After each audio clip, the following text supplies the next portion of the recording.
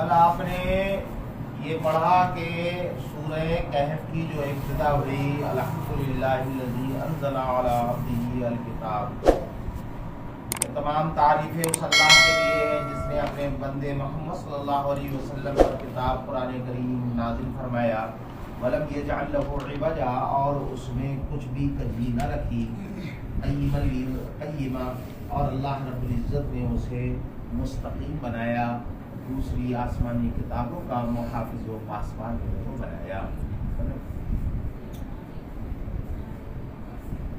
اب یہاں پر لینذر باسا شدیدا، یہ اسی نزول سے متعلق ہے، اس سے متعلق ہے انزلہ سے، یہ تمام تعریفیں اس اللہ کے لیے جس نے نازل فرمایا۔ تو کتاب کو نازل فرمایا کس لیے نازل فرمایا، اس کی علت یہاں سے بیان، لام تعلیل کی تھی، اس کے لیے اس لیے نازل فرمایا تاکہ لینذرا، تاکہ وہ ڈرائے۔ کون ڈرائے؟ اس میں اس کا فاعل کون ہے؟ اللہ رب العزت۔ اس کا فاعل کون ہے؟ اللہ رب العزت۔ جو انزلہ کا فاعل ہے، ولم یجعل کا جو فاعل ہے، اور قیمہ سے پہلے جو یجعل مقدر ہے اس کا جو فاعل ہے وہی جو ہے وہ لینذرا کا فاعل ہے، تاکہ اللہ رب العزت ڈرائے۔ کس سے ڈرائے؟ باسن شدیدہ، سخت عذاب سے۔ کس سے ڈرائے؟ سخت عذاب سے، تاکہ اللہ رب العزت ڈرائے سخت عذاب سے۔ اس ترجمے میں کچھ کمی نظر آ رہی ہے؟ کچھ کمی محسوس ہو رہی ہے؟ تاکہ اللہ رب العزت سخت عذاب سے ڈرائے۔ سخت عذاب سے ڈرائے گا تو کسی کو ڈرانا ہوگا کہ نہیں؟ کسی کو ڈرایا جائے گا کہ نہیں؟ کبھی محسوس ہوئی کہ نہیں کہ کون لوگ ہیں جن کو اللہ رب العزت ڈرائے گا؟ فاعل تو اللہ رب العزت ہو گیا ہے نا۔ جس چیز سے ڈرایا جا رہا ہے منذر بھی، وہ ہے عذاباً باسن شدیدہ، سخت عذاب۔ وہ لوگ بھی تو چاہیے جن کو ڈرایا جائے ہے نا۔ تو معلوم یہ ہوا کہ انذرا ینذر انذار، یہ فعل وہ ہے جو دو مفعولوں کو چاہتا ہے۔ کس کو چاہتا ہے بیٹا؟ ایک وہ لوگ، وہ مفعول جس کو ڈرایا جائے، اور ایک دوسرا مفعول وہ کہ جس سے ڈرایا جائے۔ مفعول اول، مفعول ثانی۔ مفعول اول کون ہے؟ جن کو ڈرایا جائے، اور مفعول ثانی وہ ہے کہ جس سے ڈرایا جائے۔ تو یہاں آپ دیکھیں کہ آیت کریمہ میں مفعول اول موجود نہیں ہے، مفعول ثانی جو ہے اعتراض اور سوال یہ ہوا کہ وہ یہاں پر مفعول اول کا ذکر کیوں نہیں کیا گیا ہے نا؟ مفعول ثانی تو ہے یہاں پر، مفعول اول کیوں ذکر نہیں کیا گیا؟ جبکہ حال یہ ہے کہ انذرا جو ہے یہ دو مفعولوں کو چاہتا ہے۔ ایک مفعول وہ ہے جو منذر بنتا ہے جس کو ڈرایا جائے، ایک مفعول وہ ہے کہ جو منذر بھی کہلاتا ہے جس سے ڈرایا جائے۔ تو اس کا جواب دیا کہ یہاں پر منذر جو ہے الذین کفروا ہے، یعنی وہ لوگ جنہوں نے کفر کیا۔ لینذر الذین کفروا عذابا شدیدا، یہ اصل عبارت کیا ہے بیٹا؟ لینذر الذین کفروا عذابا شدیدا۔ اللہ رب العزت نے اپنے بندے محمد صلی اللہ علیہ وسلم پر کتاب نازل فرمائی ہے نا، تاکہ اللہ رب العزت کافروں کو سخت عذاب سے ڈرائے۔ کس سے ڈرائے بیٹا؟ تاکہ کافروں کو سخت عذاب سے ڈرائے۔ تو یہ تو تقدیر عبارت ہو گئی، یعنی یہ متعین ہو گیا، یہ مان لیا آپ نے کہ مفعول اول یہاں پر محذوف ہے۔ تو وہ فعل جو دو مفعولوں کو چاہتا ہو تو اس کا ایک مفعول پر اختصار جائز نہیں ہوتا ہے، بلا وجہ حذف یہ جائز نہیں ہے۔ یہ جو ہے وہ ہے نا ظاہر کے خلاف ہوتا ہے کہ کسی چیز کو حذف کر دیا جائے، یہ عبارت کے خلاف ہوتا ہے۔ تو آخر مفعول اول کو حذف کیوں کیا گیا؟ یہ دوسرا اعتراض۔ پہلا اعتراض یہ کہ کون سے یہاں پر مفعول اول کون ہے اور اس مفعول اول کی اصل کیا ہے؟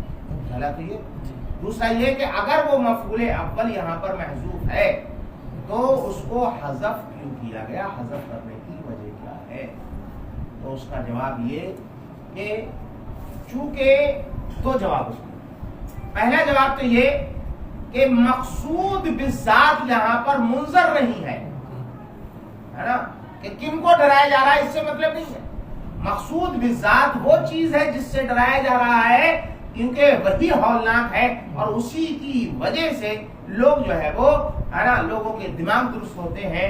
تو مقصود بالذات یہاں پر آیت کریمہ کے لانے کا، اس فعل کے لانے کا جو مقصد ہے، اصلی مقصد ہے وہ ہے منظر بہی کو بیان کرنا، جس چیز سے ڈرایا جائے.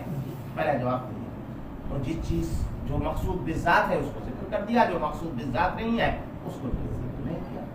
دوسری وجہ یہ ہے کہ الذین کفروا اسلوب بیان سے ظاہر تھا، بدیہی تھا، اور جو چیز بدیہی ہو اس کا ذکر جو ہے وہ نہیں کیا جاتا، اس کو چھوڑ دیا جاتا ہے. یہی اعجاز ہے، یہی جو ہے وہ بلاغت ہے.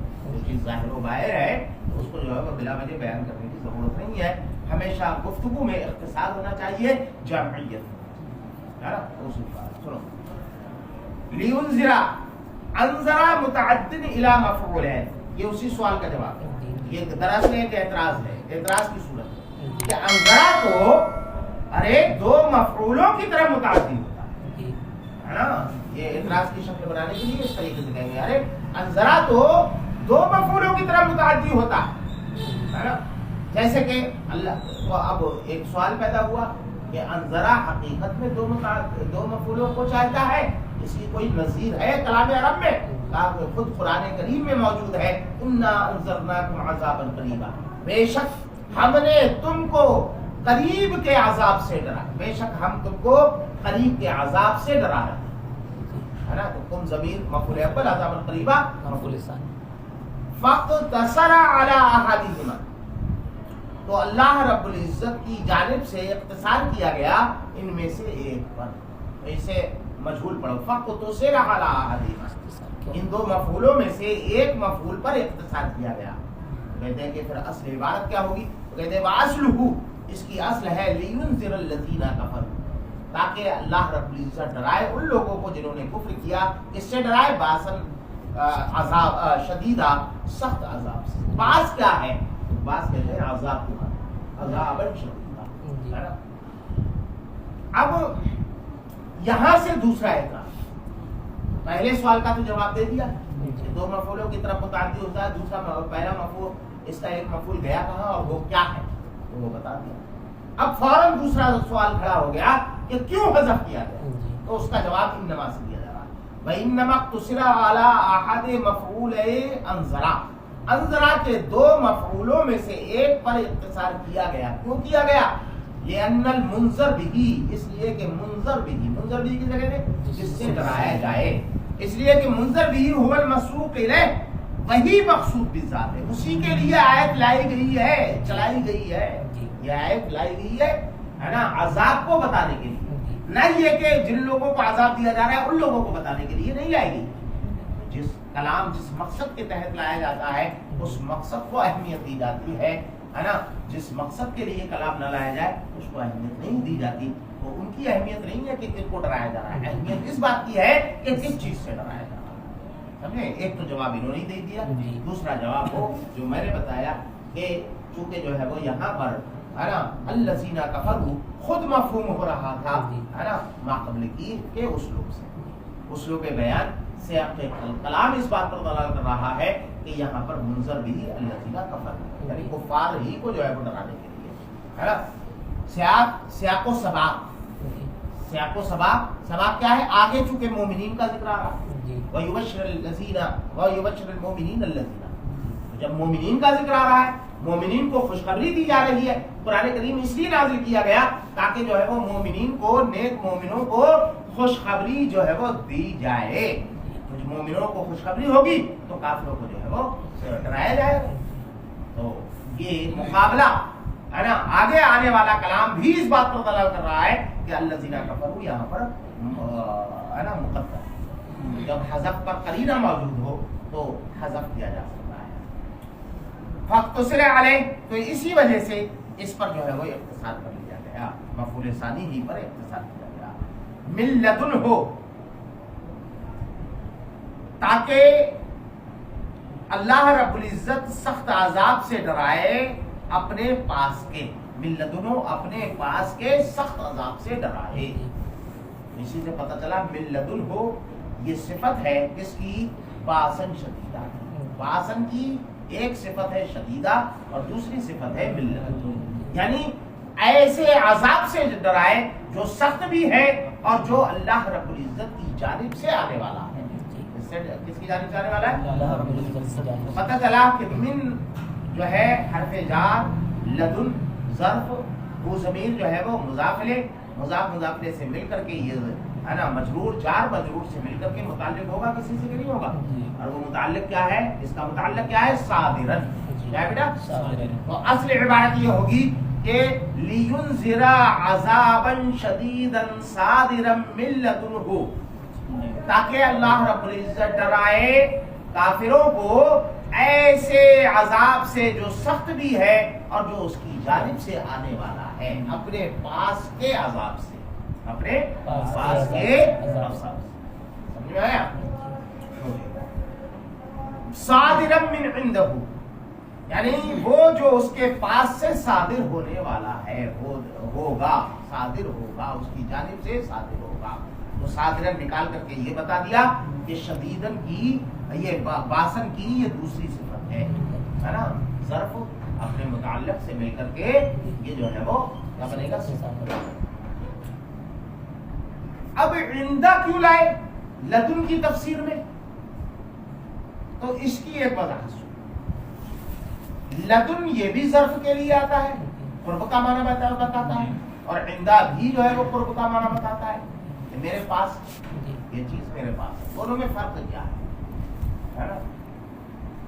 ایک شے آپ کے پاس ہے نا، لیکن فی الحال جو ہے وہ موجود نہیں ہے، تو وہاں پر عندہ کا اطلاق ہوگا.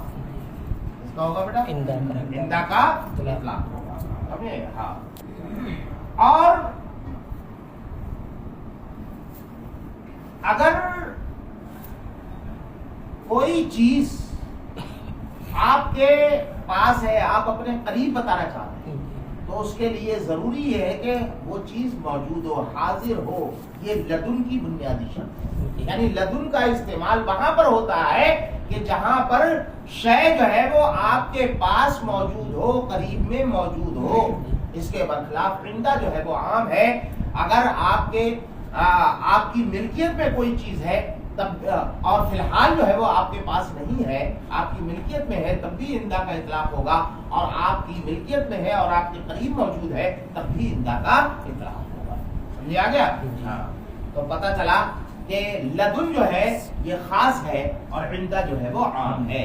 لدن کی بنیادی شرط یہ ہے کہ لدن اس قرب کو بتاتا ہے جس میں جو قریب والی جو چیز ہے وہ اس کی ملکیت میں بھی ہو اور اس کے پاس موجود بھی ہو. اور عندہ میں یہ جو ہے وہ شرط نہیں ہے. اس کو ایک مثال بہت اچھی انہوں نے جو ہے وہ دی ہے کہ ایک مثال یہ ہے کہ جب آپ بولیں گے کہ المال عندک، المال عندک، یہ اس وقت بھی بولنا صحیح ہے جبکہ وہ مال آپ کے پاس موجود ہو، اور اس وقت بھی بول سکتے ہیں کہ جب آپ کی ملکیت میں ہو لیکن فی الحال آپ کے پاس موجود نہ ہو، تب بلکہ کہیں تجوری میں رکھا ہوا ہے، ڈیسک وغیرہ میں رکھا ہوا ہے، تب بھی جو ہے وہ بولا جا سکتا ہے. سمجھے؟ ہاں. اور المال لدیکا یہ اسی وقت بولیں گے جب آپ کے پاس موجود ہو مال، خزانے میں نہیں، کہیں جو ہے وہ تجوری میں، گھر میں، بینک میں نہیں ہے نا. اور اگر بینک میں ہے آپ کے پاس یہاں نہیں ہے تو المال عندک بول سکتے ہیں، لیکن المال لدیکا نہیں بول سکتے. سمجھ میں آیا؟ ہاں. تو اللہ رب العزت کے لیے یہاں پر لدن، من لدن ہو، یہ جو ہے وہ بولا گیا من لدن ہو.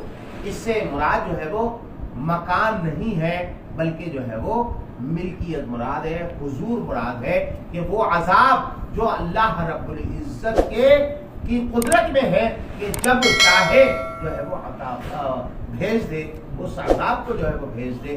تو یہاں پر ہے نا مکان کا ابہام دور کرنے کے لیے من لدن بتایا گیا ہے مکان کے لیے. عندہ کا ظاہری مطلب یہ ہوتا ہے کہ وہ مکان پر دلالت کرتا ہے. کس پر دلالت کرتا ہے بیٹا؟ مکان پر. تو مطلب یہ ہے کہ یہاں من لدن کا مطلب اب یہ ہوگا من قبلی، من قبلی اپنی جانب کا عذاب، اپنے پاس سے، اپنی قدرت جو اس کی قدرت میں ہے، جس عذاب پر اس کی قدرت ہے، اس عذاب سے وہ ڈرا. تو من لدن ہو صادر من عندہ، کہتے ہیں کہ جو ہے وہ جو اس کے پاس سے صادر ہوگا اس کے پاس سے، مطلب جو اس کی جانب سے آئے گا. یہ جانب کے معنی میں ہے، مکان کے معنی میں نہیں ہے. مکان مت سمجھ لینا. وَيُبَشِّرُ الْمُؤْمِنِينَ الَّذِينَ يَعْمَلُونَ الصَّالِحَاتِ، اور اس وجہ سے اتارا اس قرآن کریم کو تاکہ مومنوں کو، ان مومنوں کو خوشخبری دے کہ جو نیک کام کرتے ہیں. اس بات کی خوشخبری دے. مبشر بھی کیا ہے؟ انا لہم اجرا حسنا، کہ ان کے لیے بہترین اجر ہے. اس بات کی خوشخبری ہے نا. تو اس ترکیب سے آپ نے کیا سمجھا بیٹا کہ وَيُبَشِّرُ الْمُؤْمِنِينَ الَّذِينَ يَعْمَلُونَ الصَّالِحَاتِ، ہے نا. یبشرہ کا فاعل کون ہوگا؟ اللہ. مفعول ہے کون؟ مومنین. الذین یعملون الصالحات، یہ مومنین کی صفت ہو گئی. وہ مومن جو نیک کام کرتے ہیں ان کو نا خوشخبری سنائے، خوشخبری دے، ہے نا. تو یہ فعل، فاعل اور مفعول بھی ہو گئے. اب کس بات کی خوشخبری دے؟ ہے نا. ایک تو وہ کہ جن کو خوشخبری دی جائے، اور ایک وہ جس چیز کی خوشخبری دی جائے. جیسے وہاں پر منذر اور منذر بھی ہے، یہاں پر مبشر اور مبشر بھی ہے. تو یہاں پر مبشر تو مومنین ہو گئے، مبشر بھی کیا ہے نا، اجرن حسنا، ہے نا. تو یہ پورا جو جملہ ہے یہ مفعول ثانی ہے. کیا ہے بیٹا؟ مفعول ثانی. اور یبشرہ جو ہے یہ مفعول ثانی کی طرف جو متعدی ہوتا ہے وہ با کے ذریعے سے ہوتا ہے. کس کے ذریعے سے ہوتا ہے بیٹا؟ ہونا کیا چاہیے تھا؟ بِأَنَّ لَهُمْ. کس کے ذریعے ہونا چاہیے تھا؟ بِأَنَّ لَهُمْ. با ہونا چاہیے، لیکن با یہاں پر نہیں ہے. تو علامہ نصفی نے اسی کو بتایا کہ یہاں پر اصل کلام کی جو اصل ہے وہ ہے بِأَنَّ. کیا ہے بیٹا؟ بِأَنَّ. یہ دوسری بات ہے کہ ایسے مقامات پر کہ جہاں پر ہے نا مفعول ثانی جو ہے جملے کی صورت میں ہو اور وہ با کے ذریعے سے جو ہے وہ وہاں پر مفعول ثانی جو ہے وہ بنتا ہو، ایسی جگہوں پر عموماً جو ہے نا با کو حذف کر دیتے ہیں اور انا ہی جو ہے وہ لاتے ہیں، ہے نا. انا کے ذریعے جو مفعول بھی بنتا ہے، انا کے ذریعے سے، تو وہاں پر ہے نا با نہیں لاتے بلکہ جو ہے وہ با کا حذف شائع اور ظاہر ہے.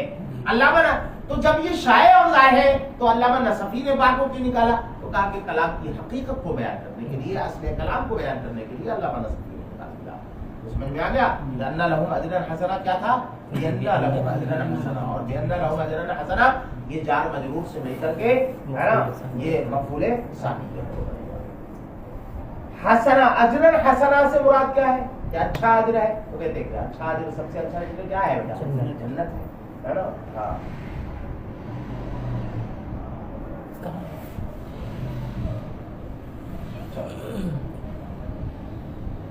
اب اختلاف قراءت سنو.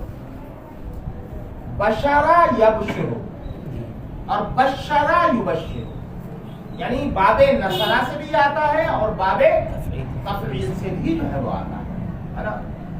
ہماری جو معروف قراءت ہے جس کو ہم پڑھتے ہیں وہ باب تفعیل سے آیا ہے. اس سے آیا بیٹا باب تفعیل. یعنی جتنے بھی قرائے سبع ہیں ان میں سے 5 قراء اس بات پر متفق ہیں کہ اس کو باب تفعیل سے پڑھا جائے، یعنی یبشرہ پڑھا جائے، جس میں عاصم صاحب بھی ہیں، قاری عاصم صاحب جن کی ہم لوگ اتباع کرتے ہیں، اس لیے ہم یبشرہ پڑھتے ہیں. اس کے برخلاف حمزہ کوفی اور علی کسئی کوفی، یہ 2 کوفہ کے اور قراء ہیں کہ جن کا کہنا یہ ہے کہ یہ باب نصرہ سے ہے اور اس کو یبشرو پڑھیں گے. اور چونکہ جو ہے نا لام لینذرا پر جو ہے وہ یہ معطوف ہے، عطف اس کا لینذرا پر ہے، اس وجہ سے یہ جو ہے وہ منصوب ہوگا وَيُبْشِرَ الْمُؤْمِنِينَ. کیا پڑھیں گے وہ؟ وَيُبْشِرَ.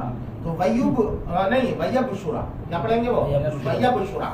ویبشرا پڑھا ہے جس نے حمزہ قاری حمزہ صاحب نے اور قاری علی صاحب نے، ہے نا، حمزۃ و علی، ایسے پڑھیں گے اس کو، کیا پڑھیں گے بیٹا؟ حمزۃ و علی، ہے نا، اس کو فاعل کی صورت میں، یعنی قرأ حمزۃ و علی، کیا ہے تقدیر عبارت؟ قرأ حمزۃ و علی، ماکثین اس حال میں کہ وہ اسی حال میں رہیں گے، ماکثین فیہ اس میں ہمیشہ ہمیشہ رہیں گے، ماکثین فیہ اس میں ہمیشہ ہمیشہ رہیں گے۔ ماکثین کیا ہے ترکیب کے اعتبار سے؟ تو کہا کہ یہ حال ہے، تو حال کے لیے ذوالحال چاہیے۔ ذوالحال اس کا کیا ہے؟ تو کہتے ہیں کہ انا لہم میں جو ہم ضمیر ہے یہ اس کا حال ہے، مطلب یہ ہے کہ تاکہ خوشخبری سنائے ان مومنوں کو جو نیک کام کرتے ہیں اس بات کی کہ ان کے لیے اچھا اجر ہے اس حال میں کہ وہ اس میں ہمیشہ ہمیشہ رہیں گے، ہے نا، یعنی اس جنت میں ہمیشہ رہیں گے، داخل ہونے کے بعد کبھی بھی نہیں نکلیں گے۔ وحال منہم، کہتے ہیں کہ یہ ہم ضمیر سے حال ہے، وہ ہم ضمیر کہاں ہے؟ تو کہتے ہیں کہ جو ہے وہ فی لہم، انا لہم میں جو لہم ہے وہ ہے فی ہے فی الاجر، یعنی اس کی اجر میں، اور وہ ہے جنت۔ تو اب ترجمہ کیا ہوگا؟ تاکہ اللہ رب العزت نے، ہے نا، قرآن کریم اپنے بندے پر نازل فرمایا، ہے نا، اور اس میں کوئی کجی نہ رکھی، اس کو جو ہے وہ سیدھا اور مستقیم جو ہے وہ بنایا، تاکہ جو ہے وہ، ہے نا، کافروں کو سخت عذاب سے جو ہے وہ ڈرائے، اور تاکہ مومن نیک کام کرنے والے مومنوں کو اس بات کی خوشخبری دے کہ ان کے لیے جنت ہے، اس حال میں کہ وہ اس جنت میں ہمیشہ ہمیشہ رہیں گے۔ یہ ترجمہ ہو گیا، سمجھ میں آ گیا؟ ما لہم بہ من علم، یہاں سے بات کل پڑھتا، ٹھیک ہے؟